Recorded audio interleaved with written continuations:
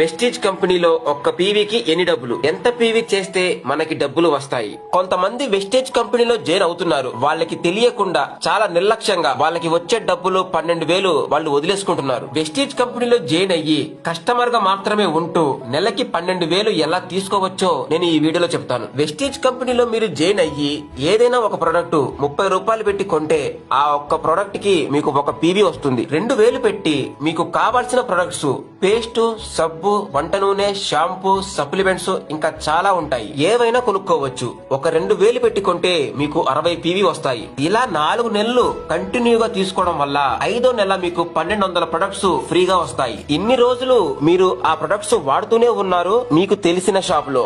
ఆ షాప్ అతను ఏమైనా మీకు ₹1 ఇచ్చాడా? ఎవ్వరు.